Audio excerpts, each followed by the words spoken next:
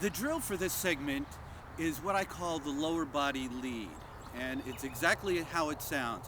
We are trying to focus on making sure that the lower body leads from the top of the downswing all the way down and through to the finish. I have a lot of students that when I tell them about the lower body, inform them that they must start from the top of the swing. The lower body has to lead so that we can develop that chain action that Hogan talks about. They don't really grasp the whole part of it. So what I'm going to do right now is show you a new drill that I've found that isolates the lower body, keeps the upper body out of the picture, so to speak. So to get set up, what you do is you take your practice club. Remember, this is about 24 inches in length. It has a real grip on it, a real head, just so that you can actually feel the motions without a longer shaft. You can practice at home, in the office, anywhere you like, pretty much. So grab your practice club, get yourself with your feet together. Then extend the practice club out with both hands, okay? One hand will be on the club head, one will be on the grip. You can pretty much put it on any way you want. I tend to put my left hand on exactly like I would if I was going to grab a club. So from this position right here, you're going to take a small step, a big step, get yourself in what we call the ready position.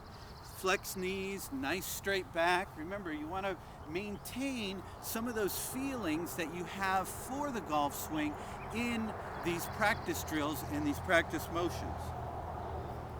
So from this point right here, you would then make a backswing or just rotate the upper body to a point, rotating the shoulders and the upper body to a point where your left arm is parallel to the ground or down along the target line. It's almost like a full swing.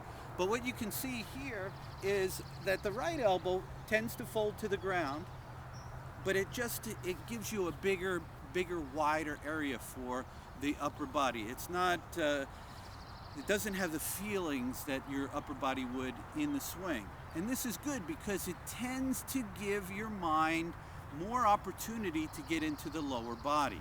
So once you get to the top of the swing, or top of this swing right here, the lower body is going to lead.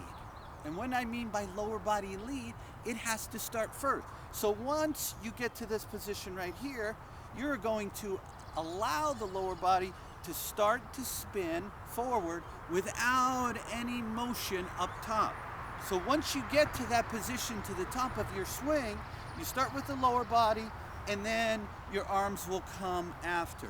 And what you're going to find is you're going to find that chain action. You're going to find that feeling that once you get to the top, you're not using your arms and your shoulders and your hands to initiate the swing.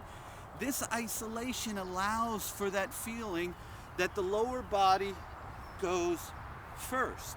Once the lower body goes first, then it's okay for the upper body to follow. And you do this in succession about, I would say, 5 to 10 times in a row, just like this. You would go 1, and then swing back, 2, and then swing back, 3. Notice how the legs are going first. Notice how the left knee and the left hip are initiating the swing. This is what Hogan talked about when he said you want to lead with the lower body. Even in his Shell's Wonderful World of Golf, you see him, all he's doing is he's using his lower body to do the work to start first. So I encourage you to do this a number of times a day. If you have a problem with your lower body, and a lot of you do, remember, take it back to the top, start and go, and do it. You can go back and forth.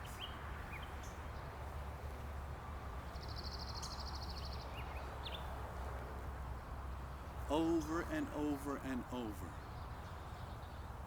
I strongly suggest you use this drill on a daily basis for at least 30 minutes a day and at least 30 days in succession.